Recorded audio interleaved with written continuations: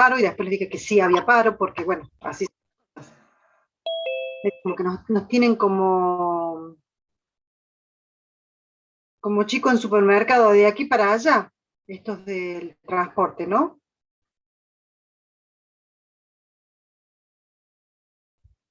Bien, ¿alguna pregunta, algún comentario? Buenos días, buenos días.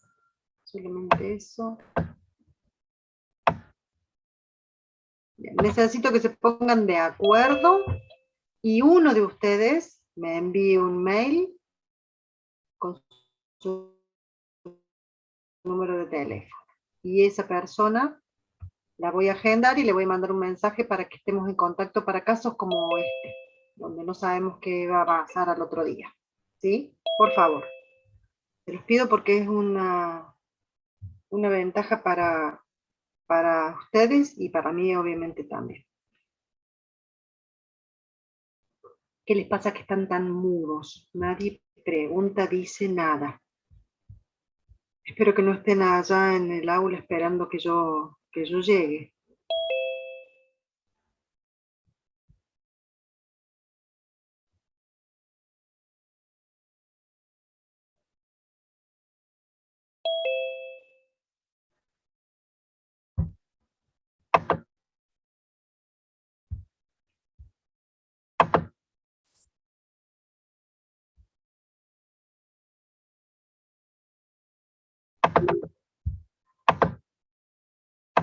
Bueno, como están tan callados, voy a empezar a hablar yo. Profe, hay que ponerle asistencia. Ah, eso sí les interesa, ¿no? Ahí sí me preguntan, me responden todo. Espera, Lucas, ya te digo. No, no me fijé en qué horario la puse la asistencia. Ah, 3, 2K3.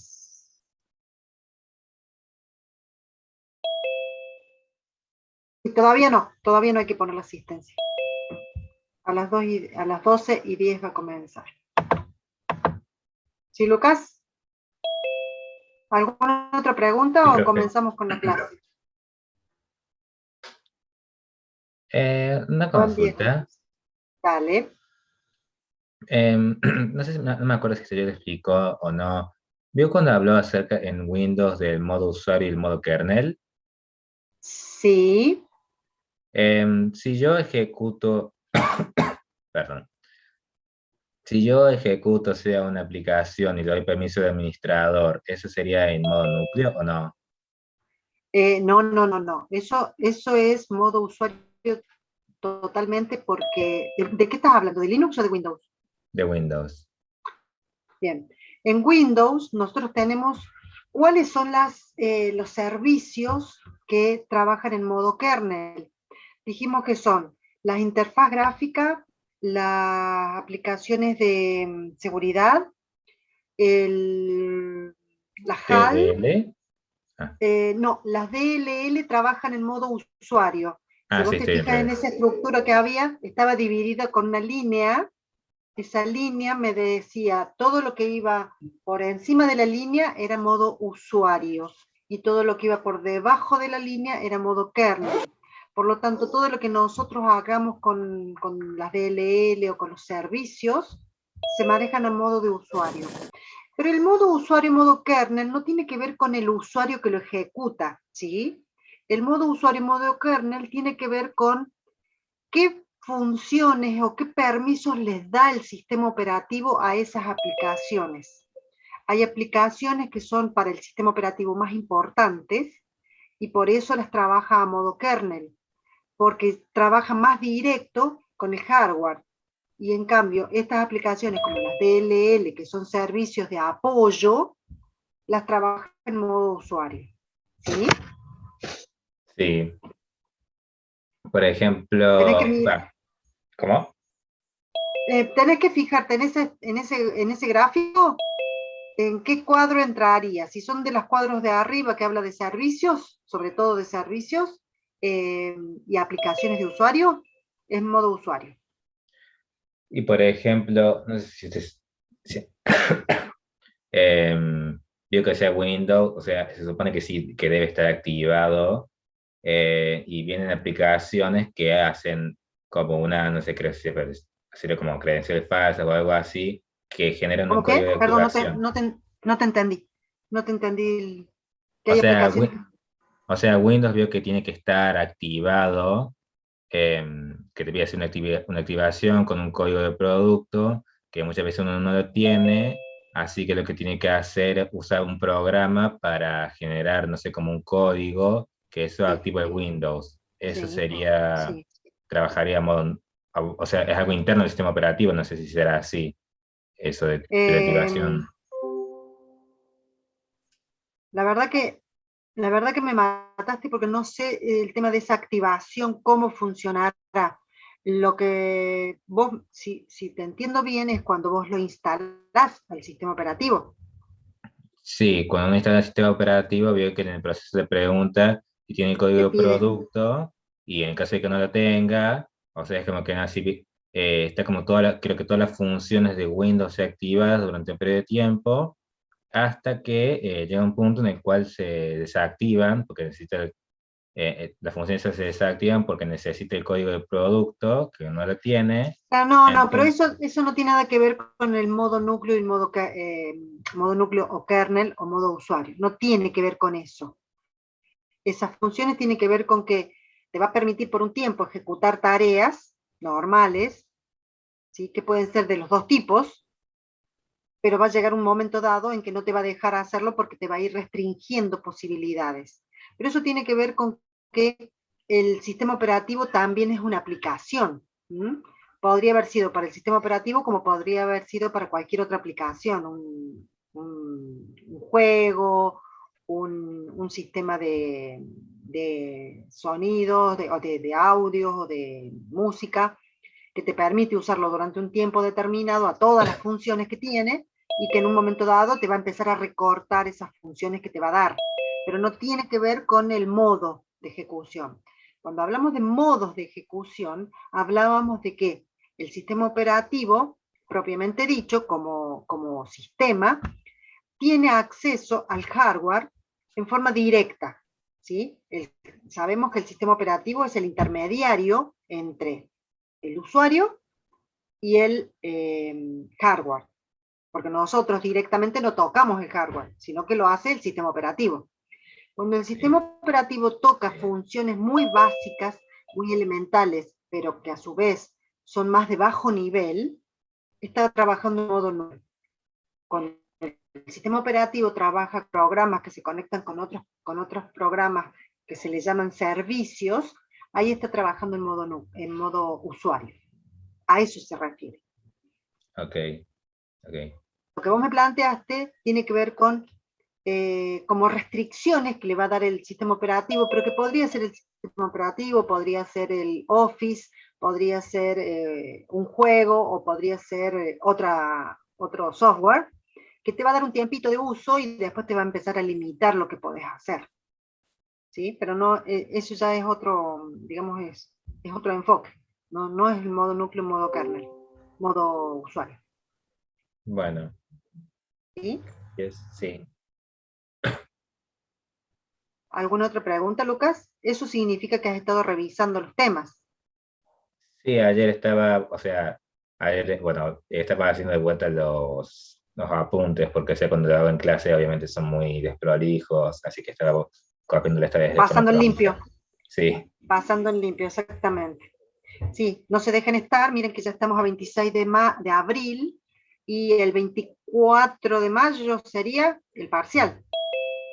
Ya tengo fecha confirmada en laboratorio, así que va a ser esa fecha.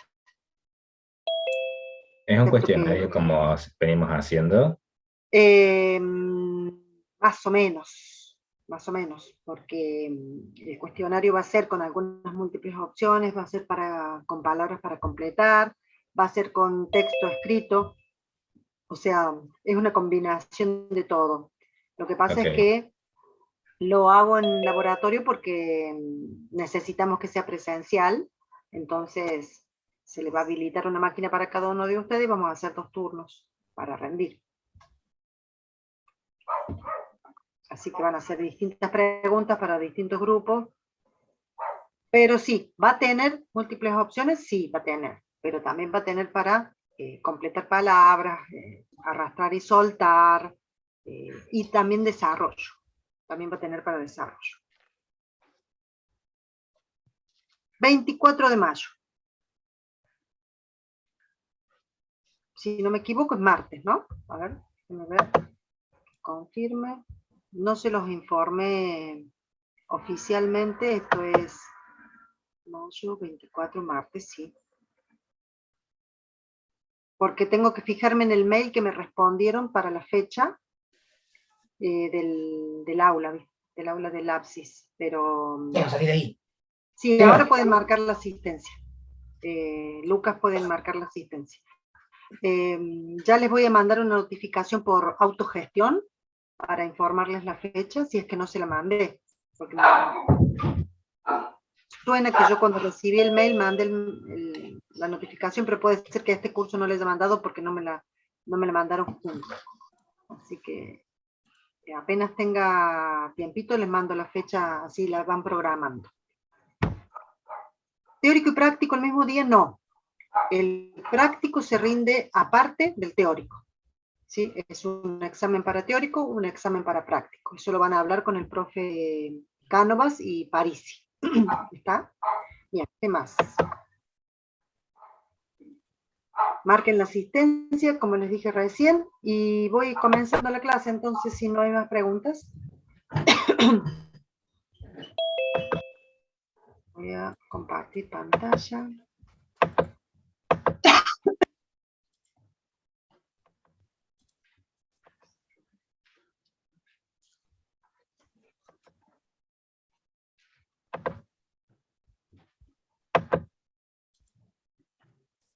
Esperen un segundo que se me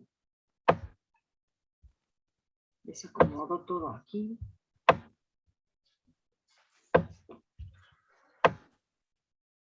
¿A ustedes les cambió el tamaño de la pantalla o les apareció todo igual? Ahora está bien. Ahora está bien, recién les aparecía chiquita. Sí, como vertical. Ajá, bien. Estoy acomodando. Bien, vamos a la parte 4 de Sistema de Administración de Archivos. La parte 4 sería la cuarta clase que vamos a tener sobre este tema, ¿no? En la clase pasada nosotros empezamos a ver el sistema de archivos de Windows, las características de NTFS, las características más puntuales de cada una de las tecnologías de este file system. Y la implementación del sistema de archivos en NTFS fue un grafiquito que quedó en el aire así, y no les dije, bueno, la clase que viene continuamos. Así que van a ver que la filmina de la clase pasada, yo la cambié hoy por una filmina nueva que saqué ese último gráfico. ¿Por qué? Porque lo puse en esta filmina del día de hoy. ¿Está? Así que aquel que bajó la filmina antes de ayer, o sea, anoche, el que la bajó, es la misma filmina y le saqué la última, le quité la última y la agregué a la clase de hoy, ¿está? Pero tiene unas pequeñas particularidades, así que bueno, sería mejor que no la tengan en cuenta esa porque la modifiqué para la clase de hoy. ¿Sí? Vamos a ver, aparte de implementación del sistema de archivos, vamos a ver la MFT, la Master File Table, la implementación de directorios y los archivos compartidos, que teóricamente en la práctica deberían haber visto algo. Yo ya hablé también de este tema de cuando hablamos de enlaces. Así que vamos a ver cómo es el esquema de la partición NTFS. Así como vimos el esquema para una partición de Linux, vamos a ver el esquema para una partición de Windows NTFS. Bien, esta partición, que puede estar dentro de un disco, ¿sí? Un disco puede tener varias particiones, eso ya lo vimos. Una de esas particiones puede ser Linux, otra partición puede ser NTFS. Dentro de esa partición podemos tener esta estructura. un registro de arranque de la partición, una master file table, los archivos del sistema y la área de archivos, es decir, todos los datos de usuario que se van guardando. Por lo tanto, esto son estructuras comunes y esto es lo que va a ir alterándose cada vez que un usuario va guardando nuevos datos. Veamos entonces un poquito más qué tiene el registro de arranque, que son los primeros 8 KB. ¿Sí? Los primeros 8 KB contienen información sobre el volumen, es decir, sobre esa partición. También tiene el código para iniciar el sistema operativo, es decir, aquí, cuando hablamos de código, estábamos hablando de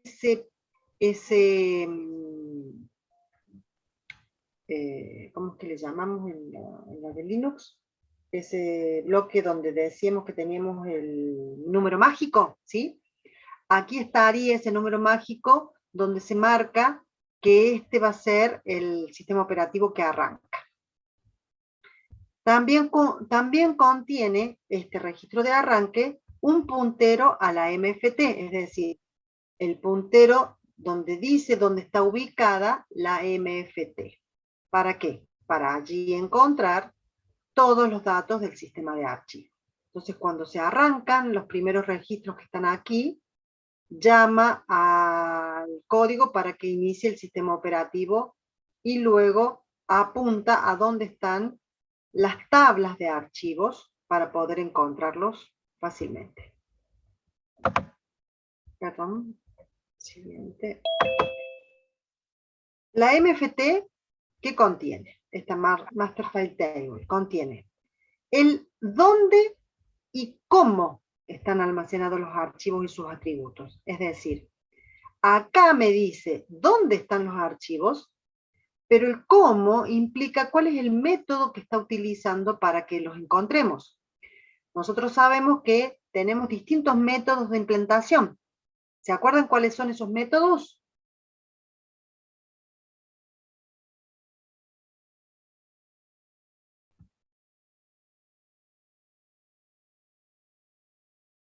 Cric, cric.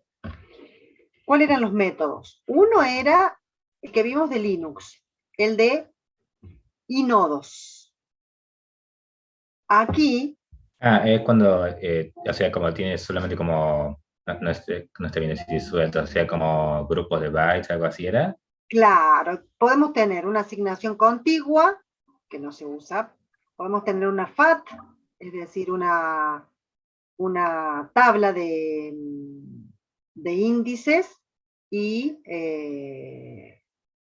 registros, y después, y después me dice acá dónde van a estar almacenados esos archivos con sus atributos, pero cuál es el formato que tiene.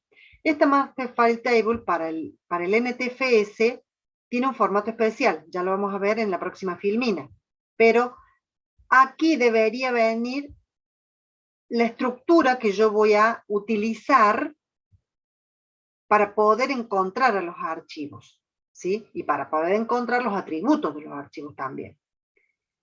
Después tenemos los archivos del sistema, es decir, la información sobre los datos y las operaciones que se realizan sobre el sistema de archivos.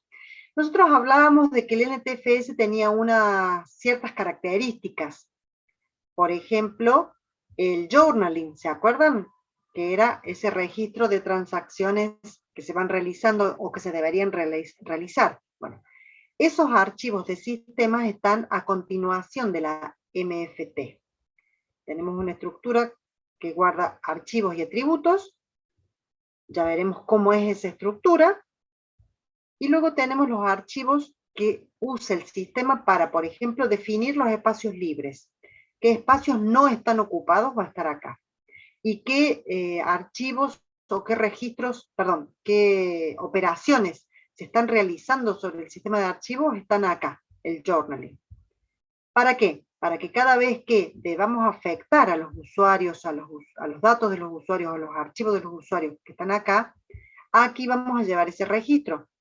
Si hay algún tipo de inconsistencia por corte de luz, por daño en el disco, por lo que fuese, acá queda el journaling cargado y se va eliminando cada vez que se ejecuta una tarea y se termina. Entonces, cuando nosotros modificamos la área de archivos por algún movimiento que se realizó y se terminó de ejecutar esa modificación, eliminamos el registro del journaling, que está acá. Entonces, los archivos del sistema, todo lo que tenga que ver con la información sobre las operaciones que se realicen en el sistema de archivos, están en este sector. Obviamente el área de archivos es lo más simple de entender porque ahí es donde están realmente los archivos. Físicamente están en todo este sector, ¿sí? Todo lo demás sería parte de administración, de cómo se administran los archivos.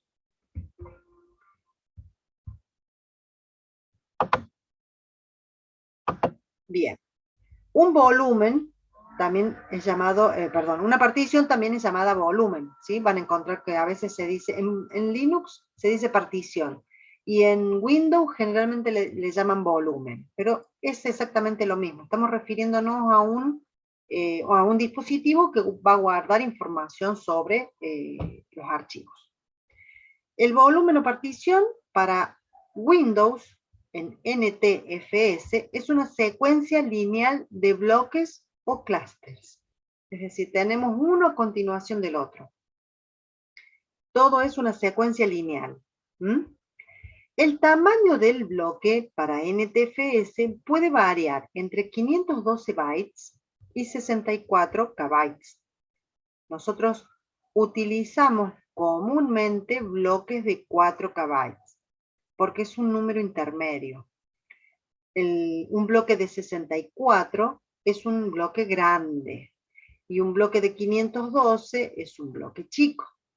A ver si podemos asociar con lo que vimos anteriormente. Cuando decíamos que teníamos un bloque grande, ¿qué podía provocar cuando guardamos archivos en bloques grandes? ¿Se acuerdan? Que sobrara espacio.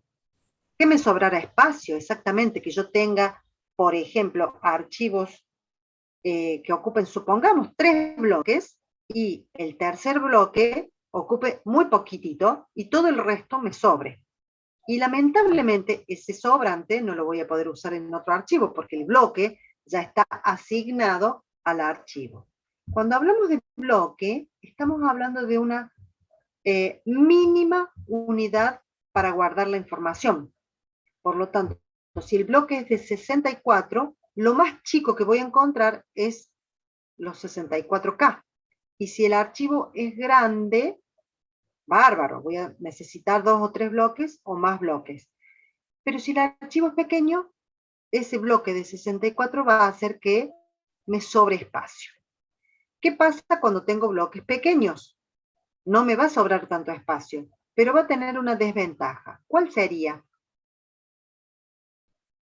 Puede ser que el archivo esté como muy dividido. Exactamente, porque voy a tener muchas unidades que voy a tener que guardar los datos del archivo. Es decir, si los bloques son de 512, voy a tener que necesitar para un mismo archivo muchos bloquecitos pequeñitos.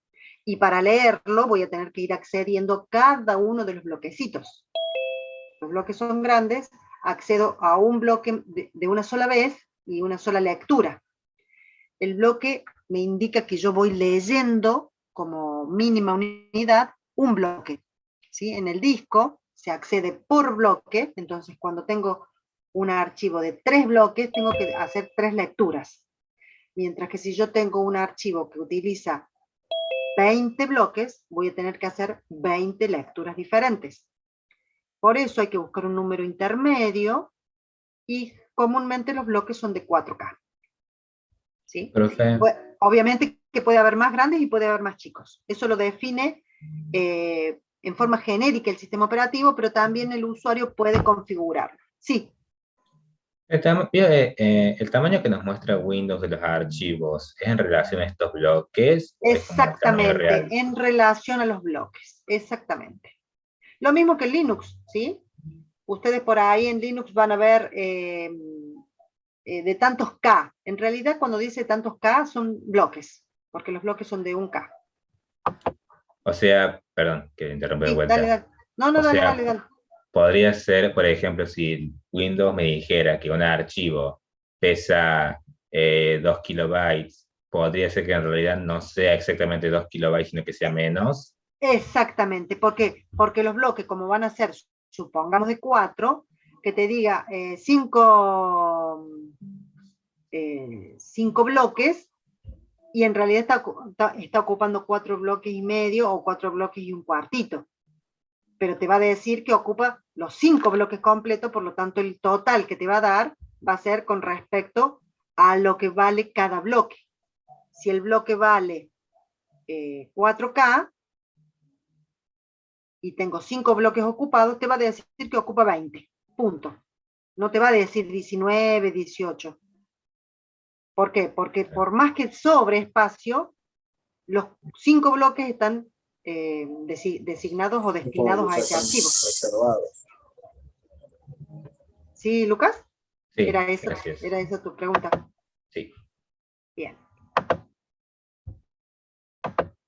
Bueno, seguimos. Acá.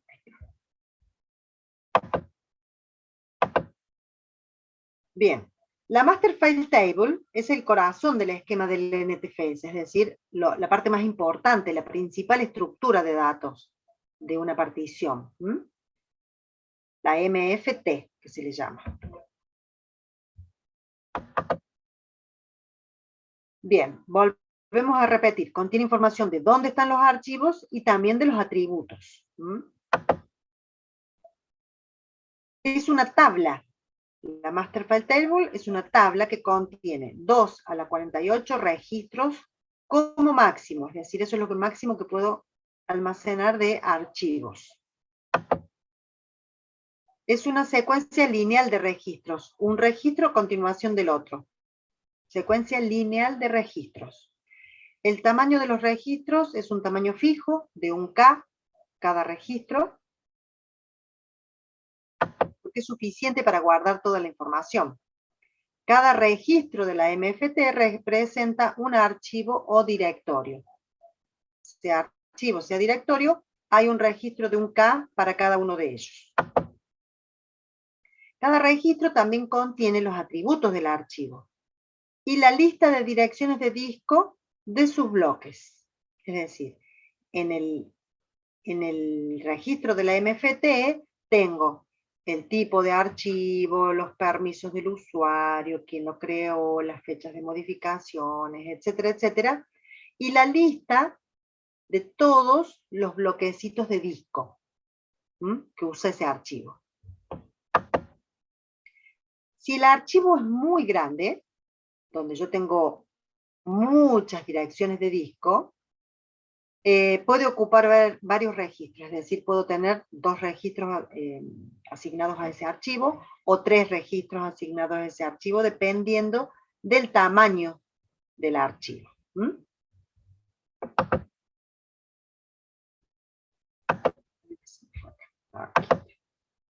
Los primeros 16 registros de la MFT, los primeros 16 son archivos de metadatos, es decir, son datos relacionados a atributos de la NTFS. No tienen que ver con los archivos en particular, sino son metadatos. Vamos a ver de qué se trata esto. ¿Sí? El registro 0, que están ubicados en forma secuencial, ¿no? Uno a continuación del otro. El registro 0, el registro 1. Recuerden que esto yo lo mostré como una tabla, pero esta tabla es una secuencia. Termina el registro 0 y automáticamente empieza el registro 1 y automáticamente empieza el registro 2, uno a continuación del otro. El registro 0 tiene un puntero a sí mismo, es para consistencia del modelo. Esa es la descripción que van a encontrar en la NTFS de Windows. Es decir, que apunta a sí mismo. En el registro 2, perdón, en el segundo registro, que es el 1, el puntero, van a encontrar un puntero de un mirror, es decir, de un espejo de la Master File Table. Porque nosotros vamos a tener la Master File Table al principio, como vimos en el ejemplo acá, pero también va a haber una copia en la área de archivos. Generalmente al final hay una copia que se le llama mirror, ¿sí? Entonces ahí, en el registro 2, voy a tener un puntero que me dice a dónde está ubicada la copia o espejo. ¿Mm? Solo se respaldan los registros más importantes, ¿sí? En NT 3.5, que es más viejo, se ubicaba a la mitad de la partición. En las versiones posteriores, o sea, en las más nuevas, está al final de la partición. ¿Mm? Después tenemos en el registro 2, que es el tercero, el archivo de log de transacciones, el archivo de journaling, ¿sí? Sobre todo el volumen, es decir, cada vez que se va haciendo modificaciones, se guardan en ese journaling que está en el registro 2. Después hay un descriptor del volumen que tiene información sobre la partición, nombre, versión, todos los atributos, pero sobre el volumen, sobre la partición en general. Después tenemos nombres y tipos de los atributos que tendrá cada archivo, es decir, una definición de cómo va a ser la tabla de atributos. Luego un puntero en el registro 5, un puntero a donde está el directorio raíz del sistema, así como tenemos una raíz en Linux, tenemos un directorio raíz para Windows, donde comienzan todos los directorios. Bueno, ese puntero está en el registro 5. Después tenemos el mapa de bits en el registro 6, un mapa que muestra los bloques disponibles, es decir, todo lo que está libre para usar está en el registro 6. Cada vez que yo uso un nuevo bloque para un archivo nuevo, me fijo en ese mapa de bits para saber qué espacios están libres y ocuparlos. Los borro de ese mapa o los pongo como utilizados, como usados. Cuando tengo los mapas libres, disponibles, y uso un archivo nuevo, leo en este mapa cuál es el bloque de disco que está libre y lo pongo como con un número 1 que dice utilizar. En el registro 7 tengo un puntero al segmento que contiene el código de arranque, es decir, acá va a encontrar a dónde buscar el código de arranque, ¿sí? Siempre y cuando esta sea una partición activa, ¿no? Siempre que esta sea una partición para arranque, ¿no? Si no, puede ser una partición solamente para guardar datos. Después tengo también en el registro 8 una lista de los bloques malos de disco, porque el sistema operativo va verificando que haya registros que tengan inconsistencia o que tengan algún tipo de error físico, entonces los marca y los pone en una lista para que no sean utilizados. Y si voy encontrando distintos bloques que tengan error, se van agregando a esta lista. También el 9 tiene descriptores para cada archivo, es decir, atributos de ese volumen, nuevos, sobre todo para seguridad. Y en el registro 10, una tabla de conversiones de mayúsculas a minúsculas. Y en el registro 11 está usado por varias extensiones, como por ejemplo la cuota de disco, la identificación de cada objeto. Ya tiene que ver más con el uso del sistema operativo con respecto al sistema de archivos. Ya no es tanto información sobre para el usuario, sino para el propio sistema operativo. Después tenemos registros 12, 13, 14 y 15 que completan los primeros 16 que dijimos recién, y esos registros están reservados para un uso futuro, es decir, que cuando se definió la MFT se guardaron 16 registros, de los cuales los últimos 4 todavía no están usados. Pero después, bueno, ya vamos a ver que se van a ir agregando para nuevos datos. ¿Estamos? Entonces, ¿qué es importante saber de aquí? ¿Cuál es el formato genérico de una NTFS? ¿Sí? Esto. ¿Y qué contiene cada uno de ellos?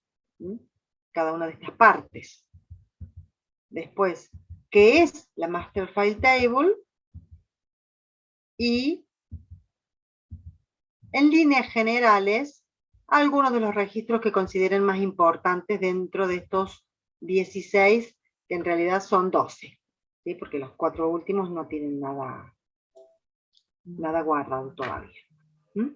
Profe, vio que decía que la Master Table tenía 2 a la 48, creo que eran entradas. Entradas, 2 a la 48 entradas, porque las Eso primeras es... 16 son fijas, estas son Sí. fijas. Las que siguen ya empiezan a guardar los nombres de cada uno de los directorios y los nombres de cada uno de los archivos con sus atributos. ¿Y eso siempre tiene la misma cantidad? O sea, me refiero en distintas versiones de Windows, ¿o fue cambiando?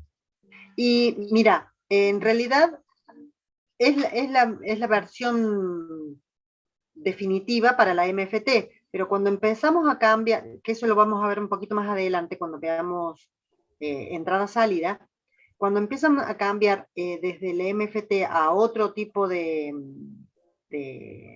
sistema de archivos como la GPT, ahí cambia totalmente. Por eso te decía que esos 4 registros se alteran, estos últimos 4 se alteran, pero en realidad después cambian ya cambiamos la estructura. En realidad no se va a usar más la MFT, sino que se va a usar otro sistema de registros para los datos. Pero no ha cambiado hasta ahora, por lo menos, lo que nosotros vamos a ver. Bueno. Es lo que está en la filmina. Uno de los chicos en la clase pasada me mostró el libro y me dijo que había una actualización, ¿sí? Como las filminas puede que no estén actualizadas, vamos a usar lo que está en las filminas, ¿está? Para que no se hagan problemas de que si va o no va, lo nuevo, lo viejo. Lo que podemos agregar, yo lo voy a revisar, les dije a él que iba a revisar esas filminas, esos apuntes nuevos, que iba a revisar si había muchas modificaciones, y si son necesarias voy a hacer una aclaración en las filminas, pero si no, lo voy a dejar tal cual como está, ¿sí? Así que usen como digamos, referencia lo que está aquí, lo que les dejo yo. Y todo lo que sea nuevo, tómenlo, obviamente, como modificación, pero no hace falta que lo tengan. Ok. Vamos a... sí, Carlos.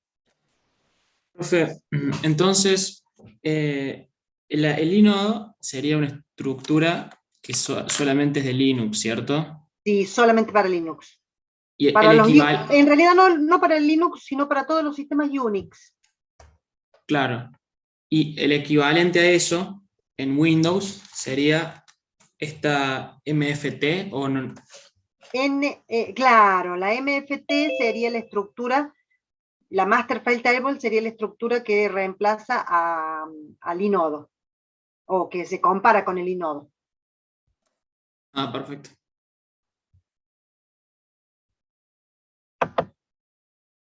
Bien, vamos a implementación de directorios. Esto más o menos lo hemos hablado nosotros, pero por ahí me parece que yo lo he hablado con ustedes y quizás lo hablé con otro curso cuando doy la práctica, entonces vamos a revisarlo a esto. Un directorio es un archivo especial, eso sí lo sabemos. ¿Y qué pasa? Que ahí dentro de un directorio nosotros guardamos otros archivos u otros directorios, que le llamamos subdirectorios, ¿sí? Un directorio posee una entrada por cada archivo que posee. Generalmente, cuando tenemos un directorio, adentro de ese directorio va a haber archivos. Entonces, ese directorio lo que va a contener es una lista de archivos que están adentro. Cuando nosotros hablamos de la localización de un archivo, se utiliza la ruta para acceder al archivo. Entonces, el aspecto más importante en este caso es decidir dónde voy a almacenar los atributos, es decir, no los datos, sino los atributos y dentro de esos atributos la localización, ¿sí?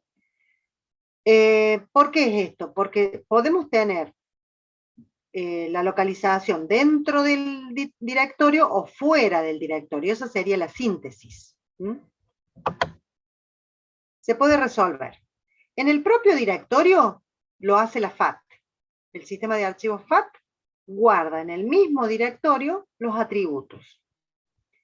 En los X4, X3 de Unix, Linux, se guardan los atributos en el inodo. O sea, nada que ver con el directorio. El inodo es lo que me permite guardar el atributo.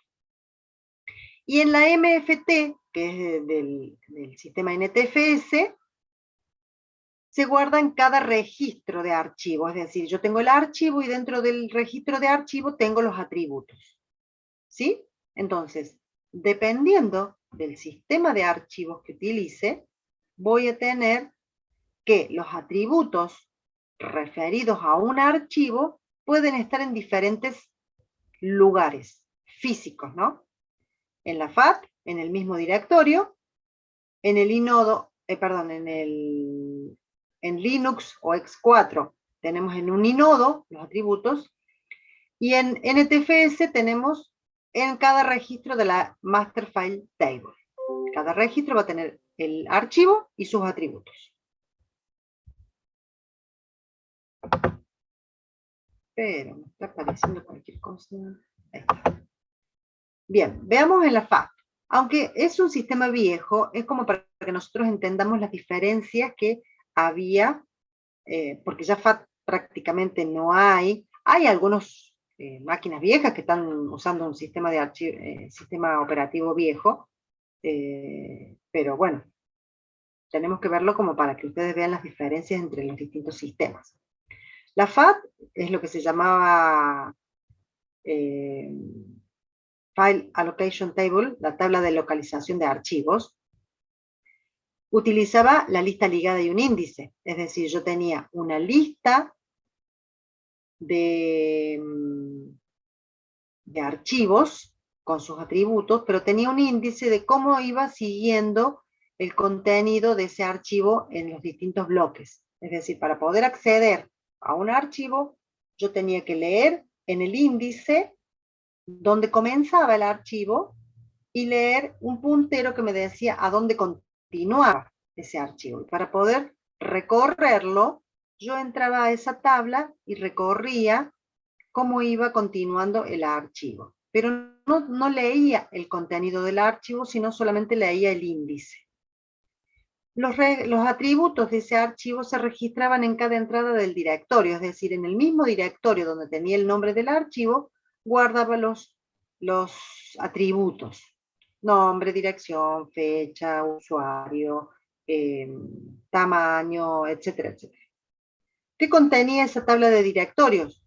El nombre, el tipo, los atributos, la hora, la fecha, el número del primer bloque solamente y el tamaño del archivo, es decir, cuántos bloques ocupaba.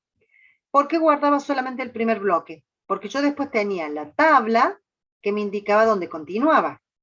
Entonces, en el directorio tenía esto: el nombre del archivo, qué tipo de archivo era, sus atributos, hora, fechas de creación, el número del primer bloque y cuántos bloques componían ese archivo.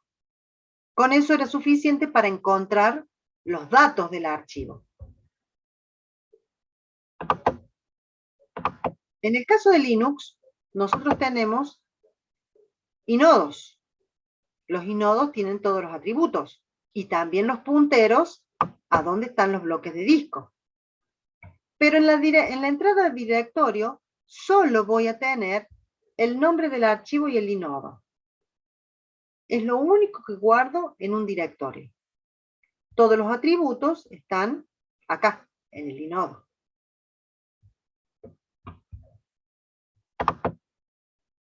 Imaginemos que esto es una tabla de directorio.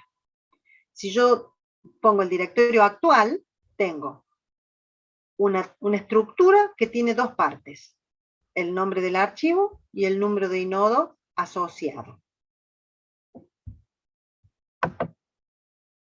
Dentro del inodo están los atributos y los punteros, ¿sí? Eso ya lo hablamos recién. ¿Hasta ahora estamos? ¿Me van siguiendo? Sí, profe. Cuando hace falta la desfragmentación, se me fue. Cuando hace falta la desfragmentación junta esos bloques libres. Claro, claro, pero en realidad los bloques libres se van registrando, Franco, se van registrando uno por uno. ¿Sí? Cuando yo hago desfragmentación, corro los espacios ocupados para ponerlos juntos y para que los bloques libres queden más pegaditos entre sí. ¿Sí? Porque yo puedo tener 5 bloques libres, uno no contiguo con el otro, y cuando hago defragmentación, muevo el dato a un bloque libre que esté contiguo para que se junte todo, y que me queden los bloques libres todos pegados, de manera que yo pueda guardar un archivo en distintos bloques libres que estén uno a continuación del otro. No sé si se entiende, Franco. A ver qué dijo. Ah, está bien, sí, perfecto. Bueno. Seguimos. NTFS, ¿cómo hace? Usa para directorios pequeños, normales serían, la información de los archivos está en un único registro en la MFT, es decir, tengo un registro que guarda los nombres para ese directorio de todos los archivos que contiene. 1, 2, 3, 4, 5, 6, 7, 8, 9, 10 archivos. Guarda en un archivito, en un registro, todos los nombres de los directorios. Y la entrada al directorio, es decir, a dónde tengo que ubicar a ese directorio. Esto sin utilizar, yo puedo seguir agregando más archivos, pongo más nombres. Cada registro de ese subdirectorio va a tener número de registro de la MFT, nombre del archivo y la longitud del nombre del archivo, es decir, para que sepamos cuánto de eso que ocupé es el nombre. Porque como están todos uno a continuación del otro, yo voy a tener el nombre definido y además cuánto espacio es lo que ocupa el nombre, para que yo sepa que después de ese espacio va a seguir otro nombre. Entonces, como los nombres pueden ser pequeños o grandes, la longitud del nombre es lo que me va a definir a dónde termina el nombre.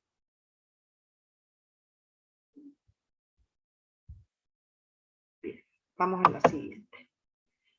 En los directorios grandes, no tengo una sucesión de nombres como en el anterior. Voy a tener un formato diferente. Cuando tengo directorios grandes que tengan muchísimos subdirectorios y muchísimos archivos adentro, sobre todo cuando tengo muchos subdirectorios, se utiliza un árbol B+. Es decir que esa estructura de árbol es la que va a posibilitar una búsqueda que sea, ya sea alfabética, ya sea numérica.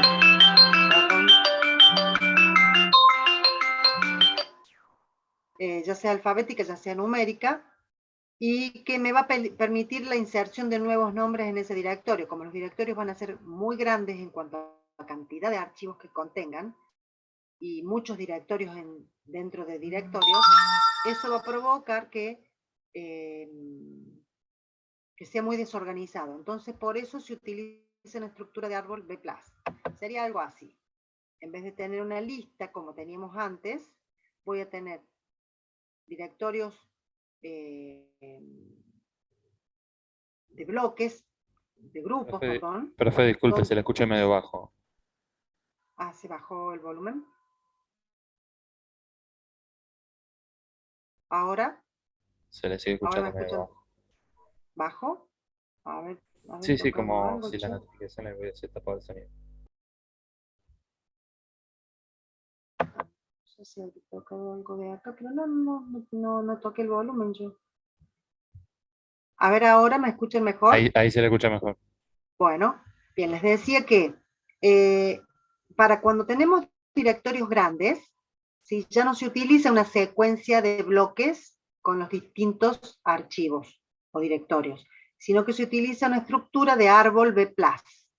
Ese árbol es este formato donde yo puedo utilizarlo por números o por letras, y dentro de esos bloques voy a ir agregando los distintos directorios que van entre medio de estos, supongamos que son números, ¿sí?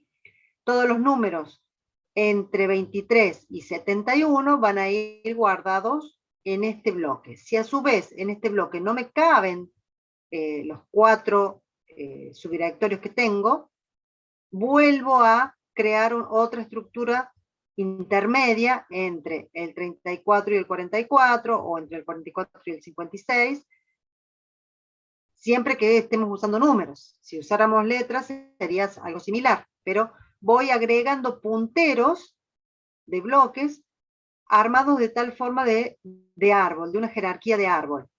Eso es para cuando tenemos directorios muy grandes donde hay muchos subdirectorios y muchos archivos dentro de los subdirectorios. Generalmente el ordenamiento puede ser numérico o puede ser alfabético.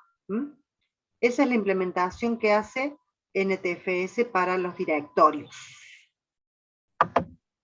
¿Cada número representaría un número de bloque? ¿O de registro? Cada número, exactamente, representaría, no un número de bloque, un número de subdirectorio. ¿Sí? Yo acá puse números, por el ejemplo, pero en realidad podría ser un nombre. El nombre del subdirectorio A, el subdirectorio B, el subdirectorio C, o el nombre ALA, ALMA, alumno, etc. Y todos esos van a tener un ordenamiento, por ejemplo, alfabético. ALA, ALMA y alumno serían uno a continuación del otro. Pero si yo después, tengo 3 acá, ALA, ALMA y alumno. Si yo después tengo un subdirectorio que se llame ALPA, debería ir antes de alumno, ¿o no? Debería ir después, no, debería ir después. A ver, busco uno que vaya entre medio. No, sí, iría antes, profe. Alumno y ALPA. Ah, tenés razón. Lo había pensado bien y después se me tilde. Bueno, ALPA iría entre medio, entonces yo tendría que crear como ya ocupé 3 espacios, yo tendría que crear un bloque, un puntero nuevo para que pongamos ALPA en esta dirección. ¿Está? Pongo los primeros 4, o los primeros 2, o primeros 3, de acuerdo a cómo los fui creando, y a medida que voy creando nuevos directorios, voy colocando punteros entre medio para decir, bueno, acá voy a poner 4 más que van a estar entre medio del segundo y el tercero, o del tercero y el cuarto, y así sucesivamente. Entonces, voy creando y voy pudiendo agregar nuevos directorios de acuerdo a cómo fueron ordenados, si fueron alfabéticamente o numéricamente el ordenamiento. ¿Se entiende? Sí, sí, ahora sí. Bien. ¿Ustedes no vieron árboles B+ en AED? Como estructura.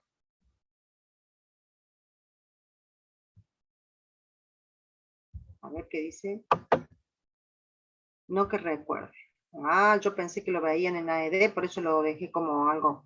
Ah, bueno, pero en matemática discreta sí. Sí, en alguna materia tenían que haberlo visto. Deberían haberlo visto. Bien. Pasamos a archivos compartidos. Lo que vimos recién fue implementación de directorios. Fíjense que qué importante entender que cada uno de los sistemas de archivos maneja una implementación de directorios diferentes, ¿sí? Yo les dije que Linux al directorio lo maneja con 2 datos nada más. El nombre del archivo que contiene y el inodo de ese archivo. Todo lo demás lo maneja el inodo. En cambio, en NTFS yo tengo un registro donde guardo en el registro todos los nombres de archivos, pero a su vez también todos los atributos. O sea, mezclo nombre con atributos. En Linux, no. El nombre va para el subdirectorio o directorio y los atributos están asociados al archivo. ¿Sí? ¿Por qué? Porque yo puedo cambiar el nombre del archivo y no cambiar el inodo. Es más, cuando yo cambio el nombre del archivo, no cambio el inodo. No se mueve ni se transforma el inodo. Solamente cambio el nombre en el directorio. Y eso es suficiente. Lo mismo cuando hago enlaces. Agrego un nuevo nombre en un directorio, pero el atributo, los atributos que están en el inodo no se alteran. Bien, archivos compartidos. ¿Vieron algo de enlaces ustedes en la práctica? Sí, Bien. Sí, Entonces enlace esto lo vamos a pasar duro rápido. y enlace. Muchos usuarios pueden compartir archivos, ¿sí? En un disco rígido de un servidor hay distintos usuarios que pueden acceder a un mismo archivo, pero que por una cuestión de organización los tengo en distintos directorios ubicados a los nombres, pero en realidad el archivo va a ser el mismo. Entonces, ¿copiar es lo mismo que enlazar? No. Copiar realiza una fotografía del momento que la pongo en mi directorio. Pero después de ese momento ya pasan a ser dos archivos diferentes. Mientras que si yo hago un enlace, lo que hago es usar distintos nombres para un mismo archivo físico. Eso se entiende, ¿no es cierto? sí, ese es el de enlace duro. Ese sería el enlace duro. Pero para el enlace simbólico también es el mismo concepto. Yo le Sí, pongo un pero nombre. era el inodo el que cambiaba. Exactamente. Ahí ya el tema, pero desde el punto de vista del usuario. Un Ah, enlace, ¿sí? Desde el punto de vista del usuario, un enlace puede ser duro o simbólico. Es distintos nombres para el mismo archivo físico. En cambio, copiar es duplicar la información de un archivo. Y a partir de allí, cuando se hace la copia, pasan a ser dos archivos diferentes y el contenido puede cambiar en uno y en el otro no. Estamos claros en eso. Entonces, no podemos copiar, hay archivos que no se pueden copiar porque vamos actualizándolos en distintos momentos por distintas personas. Por eso existen los enlaces. El archivo puede ser accedido desde varios directorios. ¿Sí? ¿Cuáles son esas dos formas para compartir o para enlazar archivos? El enlace duro y el enlace simbólico. Cuando nosotros hablábamos de enlace simbólico, estábamos hablando de accesos directos de Windows, que era lo mismo. Bien, veamos un poquitito cómo puede aparecer un directorio. Un archivo en más de un directorio. Imagínense que tengo el archivo A1, que es el inodo 100, y el archivo A2, que el inodo es el 105. Yo puedo hacer un enlace que están, y están en el subdirectorio Pedro. Pedro tiene esos dos archivos. Yo puedo crear un enlace para que lo tenga Belén a uno de los archivos. ¿Sí? El archivo A2 lo quiero compartir con Belén, pero que Belén no tenga acceso al subdirectorio de Pedro. Que Belén maneje su subdirectorio y que tenga un enlace en su subdirectorio para acceder al archivo A2. Entonces, ejecuto ese comando y creo un archivo nuevo que se va a llamar L-A2. Ese LA2 es el nuevo archivo que estoy creando, pero que en realidad estoy apuntando al mismo inodo. ¿Físicamente se alteró ese archivo? No. Físicamente está en el inodo número 105, y tiene los mismos atributos que tenía. Y tiene los mismos punteros en disco que tenía. O sea que en disco no se movió, los atributos no cambiaron. ¿Qué pasó? En este directorio se creó una nueva entrada. Solamente eso. Eso fue lo único que pasó cuando yo creé un enlace. Y ahora BLN puede leer el archivo que tiene Pedro también. Si Belén lo modifica, Pedro ve las modificaciones. Si Pedro lo modifica, Belén ve las modificaciones. ¿Estamos claros hasta allí? Fíjense que un enlace duro lo único que hace es crear una nueva entrada en el directorio. En el mismo o en otro directorio. ¿Sigo? Sí. Bien. El atributo número de enlaces ahora vale 2. Es lo único que se modifica. Ese atributo está dentro del inodo. ¿Sí? Recuerden eso. Cuando nosotros hacemos un ls-l, ahí nos cambia la columnita de número de enlaces. Porque mientras vamos creando nuevas entradas a nuevos directorios, ese número de enlace va aumentando. En 1, cada vez que creo un enlace. Puede llegar a 2, 3, 4, 5, 6. Dependiendo de la cantidad de enlaces duros que tenga, va a ir cambiando. Ahora bien, ¿qué pasa si yo borro el archivo A2? ¿Desaparece el archivo? La entrada nomás. O sea, Solamente la entrada del directorio de Pedro. El archivo sigue existiendo porque está con el nombre L-A2, el inodo es el 105, perdón, y en el inodo que tiene punteros al disco, sigue estando en el mismo lugar. Eso es un enlace duro. Bien, acá lo borré, ya me adelanté yo. RM A2.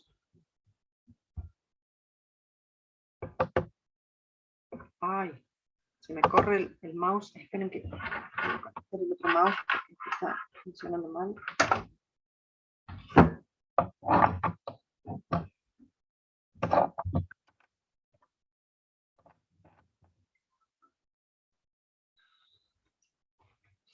Hablando de otra cosa, habrán visto que cargué la asistencia de ustedes de la clase pasada, ¿no?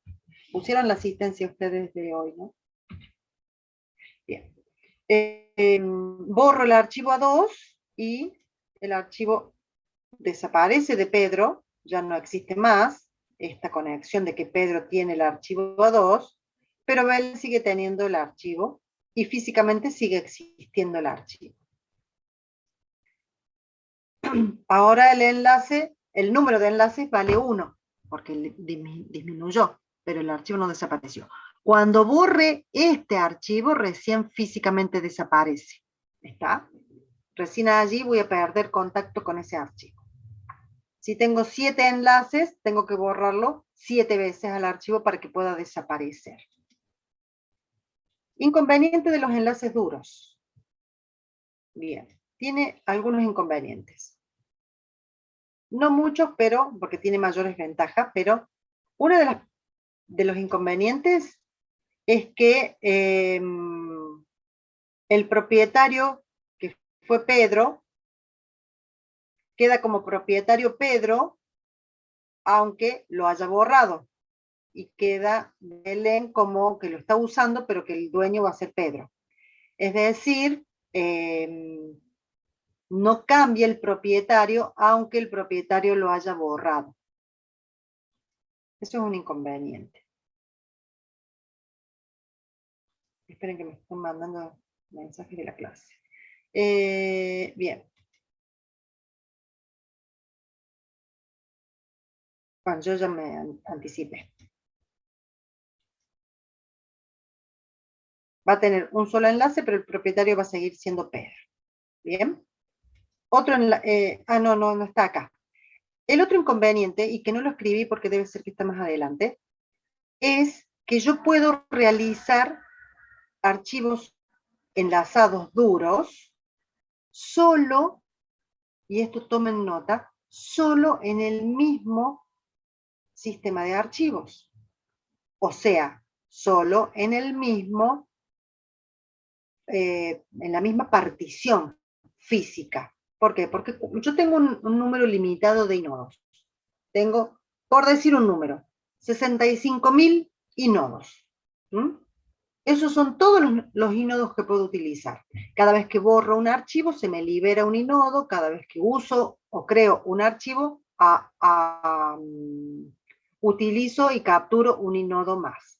Y así voy, borrando y creando. Dentro de esos 65.000 me manejo re bien. Bárbaro.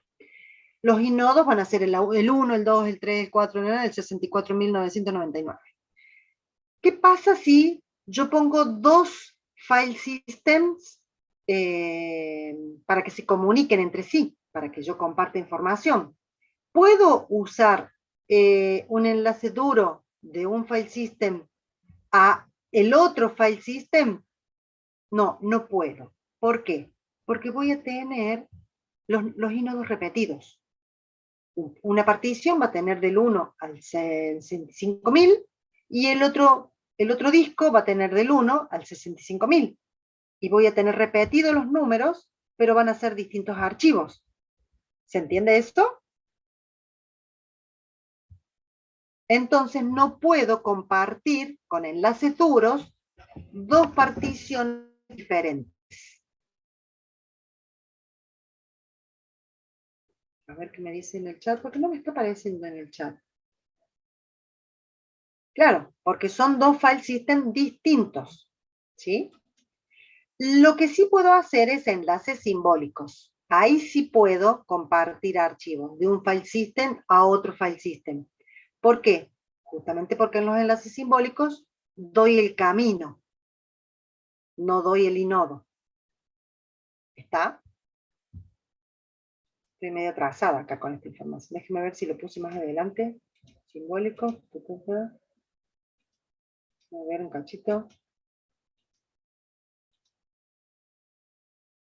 Ahí está. Acá, por la ventaja. Bien, me adelanté. Por eso es que les estoy haciendo más lío. Vamos a los enlaces simbólicos. Nos permite compartir archivos igual que los duros. Se crea un archivo de tipo link, que era lo que decía Lucas recién. El archivo que creamos no es una entrada en el directorio, es un nuevo archivo que contiene como dato la ruta completa al archivo original. Si nosotros hacemos un cat de ese archivo, me va a mostrar el contenido del archivo original. Pero si yo hago un ls-l, fíjense que al costadito me muestra una ruta. La ruta me la muestra en color turquesa, si no me equivoco, y me dice a dónde está apuntando ese archivo, porque en realidad no tiene datos adentro. Adentro tiene un puntero que dice cuál es el archivo original. Cuando se accede al archivo vinculado, el sistema operativo sigue la ruta hasta llegar al archivo original. En Windows lo conocemos como accesos directos, ¿sí? Enlace simbólico o acceso directo serían sinónimos. Se crea con el comando ln-s.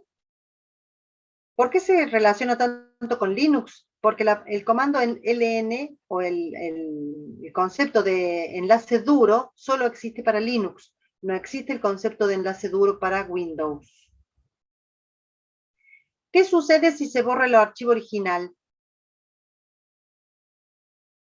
El enlace Apunta deja a de nada. funcionar. Claro, El deja de funcionar el enlace no, acceso directo exacto, porque no apunta a nada. Apunta a la exactamente. dirección, pero no hay nada. Hay una dirección que me dice voy hasta este archivo, pero el archivo no existe. Entonces, es como que apunta a la nada y me dice error. ¿Sí? Ventajas. Se pueden enlazar, del enlace simbólico es que se pueden enlazar archivos ubicados en distintas máquinas o sistemas de archivos diferentes. Este tema del archivo compartido como simbólico vino a reemplazar el problema de que cuando teníamos que compartir en máquinas diferentes, en file system diferentes, no podíamos hacerlos con los inodos iguales. Entonces se creó este tipo de enlace que es un enlace diferente al enlace duro. Bien, creo que hasta ahí estamos, ¿no es cierto? Estos temas están en el capítulo 4, 10 y 11 del libro de Tannenbaum, para aquellos que quieren revisarlo. No se ilusionen, porque yo sabía que íbamos a terminar temprano, por lo tanto, porque era cortito, voy a entrar a la próxima filmina Y se las voy a subir a las dos juntas, hasta lo que veamos. Acá, acá y acá.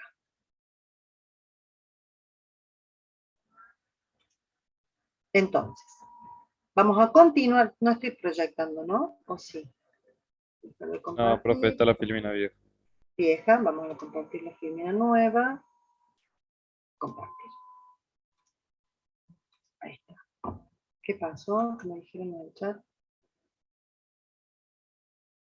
¿Qué es 4 días? Ah, la capítulo. Sí, están en la filmina, ya se la subo de todas formas. 4 días y 11, sí, de Tannenbaum. Muy atentos están. Vamos a el temario. Administración del espacio de disco, sobre todo registro de bloques libres y cuotas de disco. Y al final ya la bibliografía. Es cortito esta parte.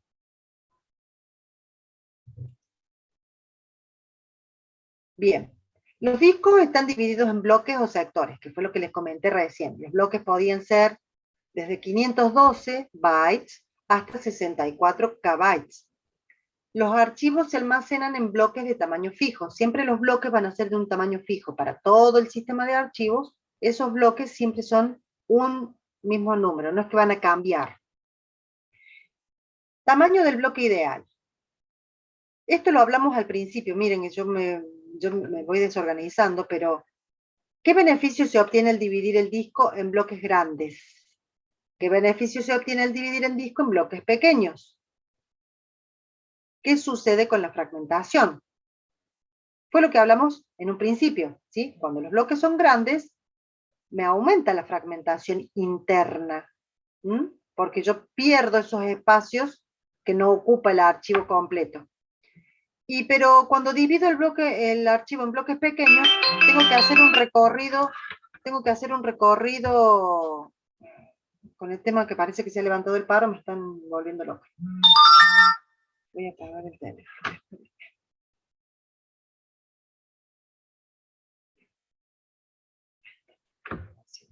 Baje el volumen. Bueno, entonces, quedó claro esto de que cuando dividimos en bloques grandes, lo que hace es provocar fragmentación. Cuando dividimos al disco en bloques pequeños, provoca que tenga que tener muchos bloques dedicados a un solo archivo. ¿Sí? Estoy compartiendo... No, está mal esto. Bueno. Imaginemos esto. Creo que esto lo vimos también ya. ¿Por qué lo vuelvo a repetir aquí? No, profe, esto no lo vimos. Igual. ¿No lo vimos esto? Esta filmina Bien. no. Ay, ¿saben qué pasa? Que yo en mi cabeza tengo tantas diferentes, porque cada curso lo voy llevando diferente, entonces me pareció que ya lo habíamos visto. Bien, imagínense que esté en bloques pequeños. El disco está particionado en bloques pequeños. Del bloque A1 al A4 tengo el archivo A. El archivo B está desde el bloque B1 hasta el B5. Pero el B5 no ocupa todo el bloque. Tiene un espacio libre. Ese espacio libre que me queda no lo puedo utilizar para otro archivo. ¿Sí? El archivo C comienza en el siguiente bloque. Eso se llama fragmentación interna. ¿Está?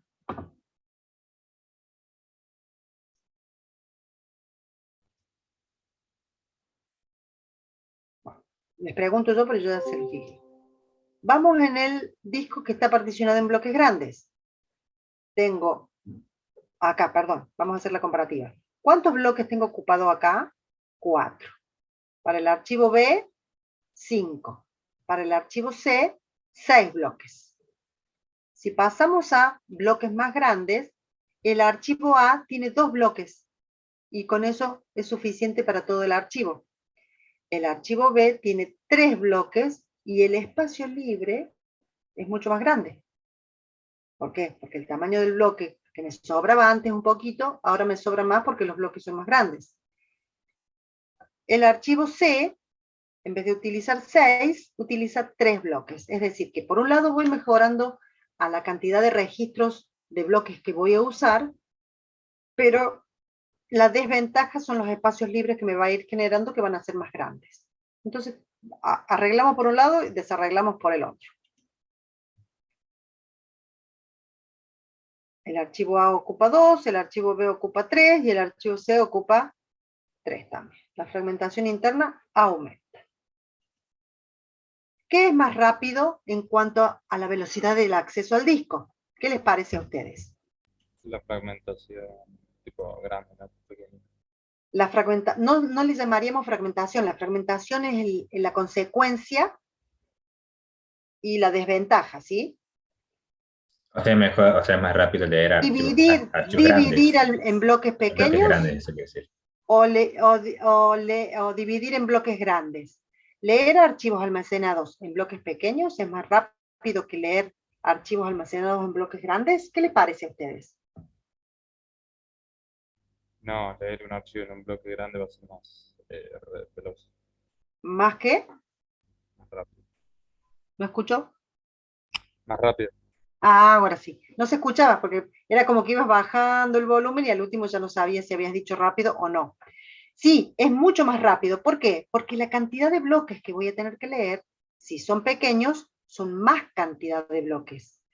El brazo lector del disco va a tener que hacer más movimiento para ir leyendo cada uno de esos bloques.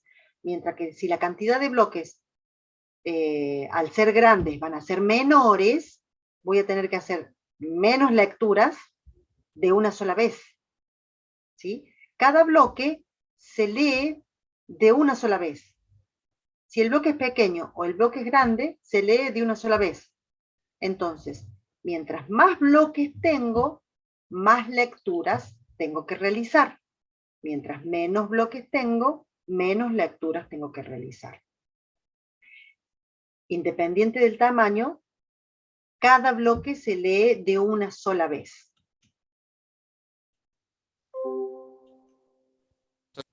Rápido, bloques grandes porque lee menos veces. Exactamente, la velocidad va a tener que ser compensada. Si yo quiero tener mayor velocidad, mientras más grandes sean los bloques, mayor velocidad de acceso voy a tener. ¿Sí? Eso es por definición física. Cada vez que leo un bloque completo. Imagínense, este gráfico nos va a dar el tema de la velocidad de acceso de los datos y la velocidad de utilización, digamos, de la utilización del disco por tamaños de bloques. Si yo tengo bloques de 1K, o de 4K, o de 16, o de 64, o de 256K, vamos a ir viendo el avance. Y si tengo la velocidad de acceso, de transferencia, de 0 a 60. Mientras los bloques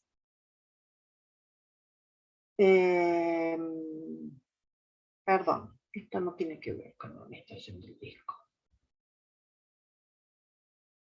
Esta es la utilización del espacio del disco.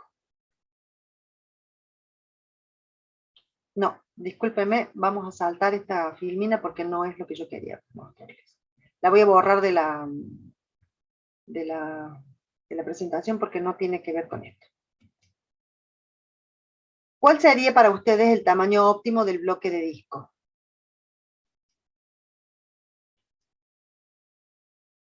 No ¿Por sé, qué depende. ¿Por qué elegiríamos particionar el disco en bloques pequeños o por qué elegiríamos particionar el disco en bloques grandes? ¿Qué les parece a ustedes? En bloques pequeños es por, más que nada por el tema del espacio sin uso que ¿Vos sabés que no te escucho? ¿No me escuchás? Ahora sí. No, lo que decía es que las particiones de los discos en bloques pequeños se usa más por el tema de aprovechar mejor el espacio. Que no sobre tanto, que no sobren tanto en los bloques espacio libre. Bien. Pero por otro lado, los bloques grandes, como dijo, tienen mayor accesibilidad, o sea, más rápido. Exacto. Entonces, ¿cuál es el punto de esto? El punto es, yo tengo que llegar a un punto término medio en donde voy a buscar que sea lo más pequeño posible, pero a su vez ese número pequeño no sea tan pequeño, que sea lo más grande posible, dentro de lo pequeño, para que pueda compensar la velocidad de acceso contra la fragmentación interna que se va a provocar. Por eso es que hay que compensar entre bloques pequeños y bloques grandes, y se utilizan, me parece que se me fue. No lo tengo escrito. Por lo general, en los tamaños de bloques que se están usando en la actualidad, van entre 1K y 4K, ¿sí? Los tamaños de bloques de Windows generalmente son de 4K, los tamaños de bloques de Linux hay algunos de 1K, o sea, bloques más pequeños todavía. Pero dependiendo del tamaño del disco también va a tener que ser la cantidad el tamaño del bloque que voy a definir. El sistema operativo toma por defecto un número, pero puede el usuario sugerir un tamaño de bloque diferente. Veamos ahora cómo se registran los bloques libres. Es decir, yo tengo que llevar un registro de dónde están los archivos, cuáles son los punteros a los bloques de disco donde ese archivo está guardado, la información, qué atributos tiene, etcétera, etcétera, etcétera. Pero también tengo que tener un registro de qué espacio es el que está libre para que cuando yo quiera crear un archivo, sepa a dónde guardarlo, para no ocupar un espacio que ya está ocupado. ¿Sí? ¿Se entiende esto? A eso se le llama registro de bloques libres. Hay dos formas de registrar los bloques libres. Yo pregunté si se entiende, pero no me fijé si me contestaron que sí. Nadie me contestó, pero supongo que entendieron, ¿no? Los bloques libres es necesario registrarlo porque tengo que saber a dónde voy a guardar lo nuevo que voy a crear. Hay dos formas, les decía. ¿Sí? Uno es la lista enlazada de bloques libres y otro es el mapa de bits. Hace unos años atrás se utilizaban los dos. Linux siempre utilizó mapa de bits y Windows utilizaba lista enlazada. Pero en la actualidad, el NTFS utiliza también mapa de bits. Por lo tanto, vamos a ver lista enlazada para ver en la teoría cómo se maneja, pero sepamos que los dos sistemas de archivos más comunes utilizan mapa de bits como forma de registrar los bloques libres. Bien, ¿qué es un mapa de bits? Es una estructura secuencial, ¿sí?, donde voy guardando todos los bloques disponibles del disco. Es decir, según el tamaño del disco, voy a tener la cantidad de unos y ceros guardados. Mi bloque de disco se representa en el mapa con un bit. El bit 1 significa ocupado y el bit 0 significa bloque libre. El primer bloque está ocupado, el segundo está libre, el tercero está libre, el cuarto ocupado, el quinto está ocupado, el sexto está libre, y así voy registrando cada uno de los bloques del disco. ¿Sí?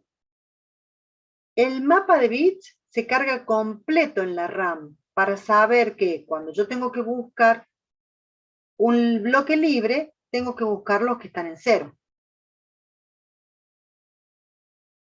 Ya sé que en esta posición está el segundo bloque, en esta posición está el tercer bloque libre. Sé que el sexto bloque libre, el sexto bloque es libre. El noveno también está libre. El 12avo también está libre. El 15 también está libre. Y así, de acuerdo a la ubicación, voy a saber qué bloques están libres y qué bloques están ocupados. Eso es lo único que se guarda. Un mapa de bits, donde un bit indica ocupado o libre. Es muy sencillo, muy simple. La única desventaja es que todo el mapa tiene que estar cargado en memoria.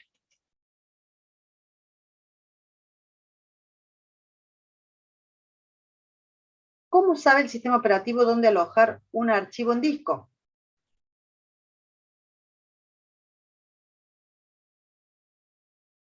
¿Qué les parece? Profe, el mapa está cargado siempre en memoria. Siempre está en memoria.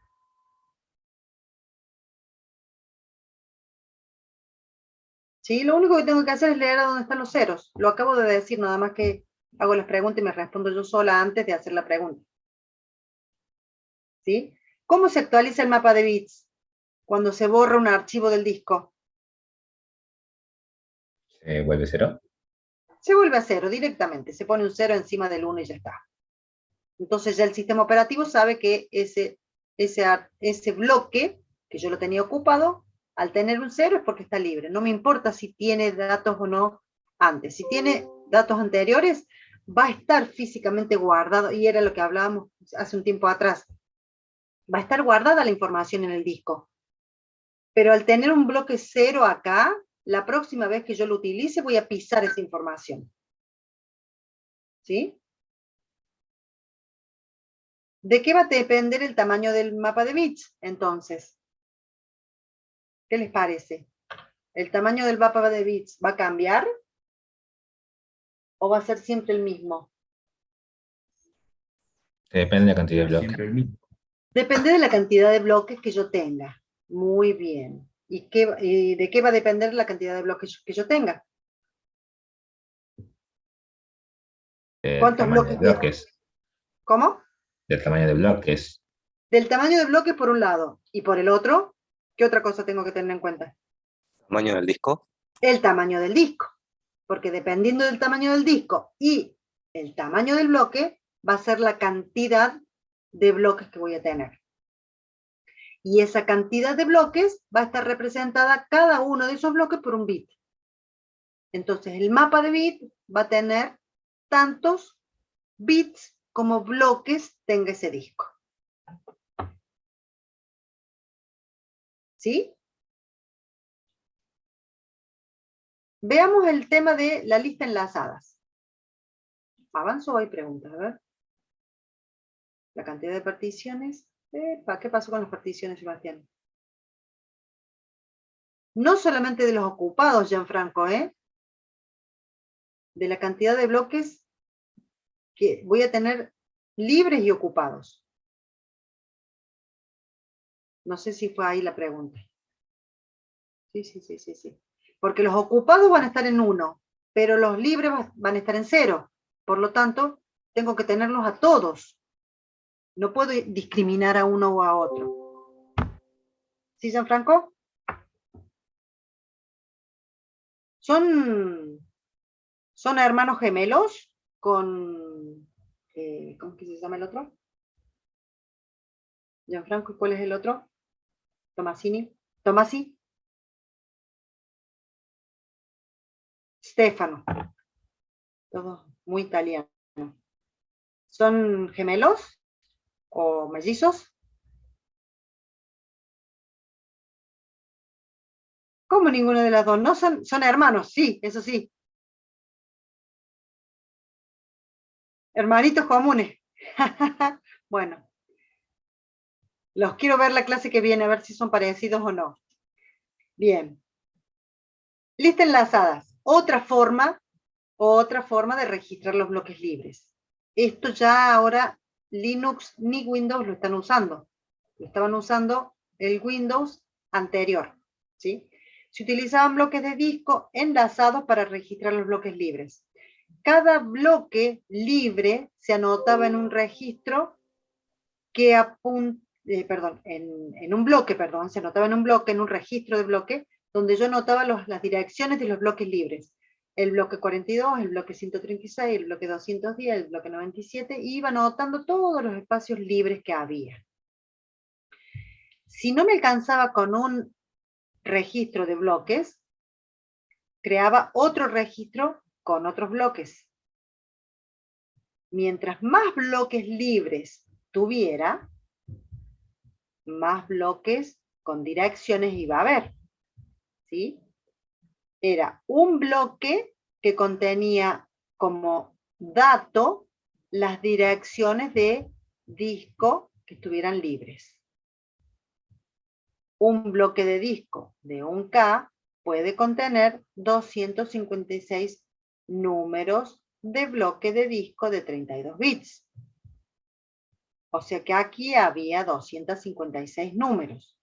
Cuando había más de 256 bloques, generaba otro bloque donde guardaba otros 256. Si con eso no me alcanzaba, generaba otro bloque donde guardaba otros 256 direcciones de bloques de disco. O sea, va enlazando. Y se iban enlazando. El último punteo apuntaba al primero del siguiente bloque. Y el último apuntaba al primero. Entonces, en realidad guardaba 255. ¿Sí? Porque el último era un puntero. Pero cada bloquecito guardaba 255 números. Y si tenía muchos bloques libres, iba a haber muchos bloques en esa lista enlazada. Si tenía pocos bloques libres, había pocos bloques en esa lista enlazada. Mientras más vacío está el disco, más grande iba a ser la lista enlazada. Mientras más lleno estaba el disco, más pequeño iba a ser esa lista enlazada. ¿Se entiende? Sí, profe. Bien. Si el bloque de disco es de 1K y la dirección que guardo es de 32 bits, puedo guardar 256 números. Pero si el bloque es de 4K y la dirección de 32 bits, puedo guardar 1024.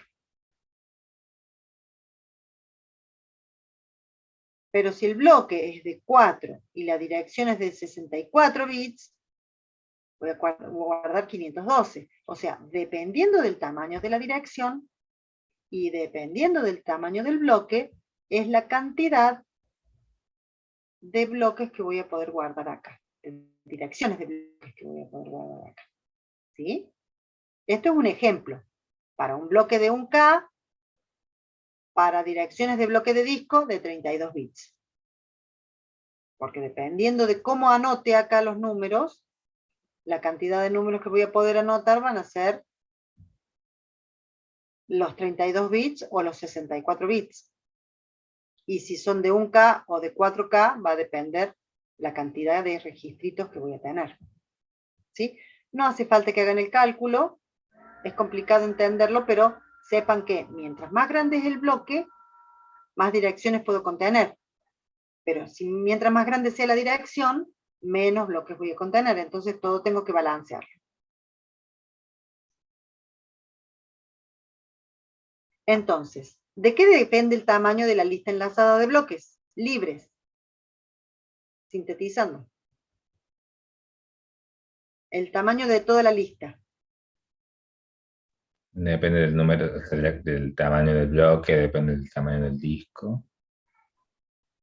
Bien, depende del tamaño del bloque, depende del tamaño del disco, Y pero de la sobre cantidad de todo bloques libres. de la cantidad de bloques libres. ¿Por qué? Porque en el mapa de bits yo marcaba los libres y los ocupados. En esta solamente registro los libres. Mientras, como les dije, mientras más grande, mientras más vacío está nuestro disco, más bloques libres voy a tener. Entonces van a estar en esa lista. Mientras más ocupado está mi disco, menos bloques libres voy a tener. Mi lista se achica. ¿Estamos? Sí, profe. Exacto. Estefano también, para que participen los dos, puso de la cantidad de bloques libres. Muy bien. Ay, nos fuimos ya. Cuotas de disco. Bueno, cuotas de disco lo dejamos para la clase que viene y es lo último, miren. Ya está, terminamos. El objetivo de la cuota de disco es evitar que algunos usuarios utilicen todo el disco para uso propio. Por eso se le ponen cuotas o límites para el uso del disco. Se asigna un espacio a cada usuario y el sistema operativo garantiza que los usuarios no lo excedan. En los servidores, sobre todo, utilizamos cuota de disco. Le ponemos límite a la cantidad de archivos a crear y también el tamaño de disco que pueden utilizar. Se le doy un límite. Cuando se acerca ese límite, le va avisando al usuario que se está acercando al límite de la cuota de disco, para que no ocupen más espacio del que tienen que ocupar. Hay gente que guarda juegos, aplicaciones, archivos, mails. Vieron que a nosotros nos ponen en Gmail, usted está utilizando el 90%, el 80%, el 70% de su cuota, creo que dice, no sé si dice cuota, pero de su espacio asignado, algo así. Bueno, eso es una cuota de disco que nos ponen a cada uno de los usuarios para que no excedamos y ocupemos tanto espacio. ¿Sí? A eso se le llama cuota de disco. Después de la tabla de atributos se las dejo para que la vean y la charlamos la clase que viene. ¿Sí? Es un poquito más complicado de entenderlo, pero véanlo, así lo comentamos la clase que viene y cerramos con el tema de administración de archivos. ¿Está? Vean esa filmina, así no los detengo más. Bueno, profe, entonces ahora en un rato sube esta filmina, ¿no? Ahora subo la filmina, ya termino con ustedes y subo la filmina, con esas modificaciones. Muchas gracias por la clase. Bueno, nos estamos viendo el martes que viene en forma presencial, ¿no? Sí, profe. Esperemos. La misma aula, Se supone. ¿cierto? Esperemos, ¿no? Sí, esperemos. Profe, en la misma aula. Era la 204, ¿no? Sí, va. Sí, Nos sí. han dicho que no vamos a cambiar, así que. No los van a cambiar. Bueno, bárbaro, bárbaro. Sí, nos vemos ahí entonces. Chau, chau.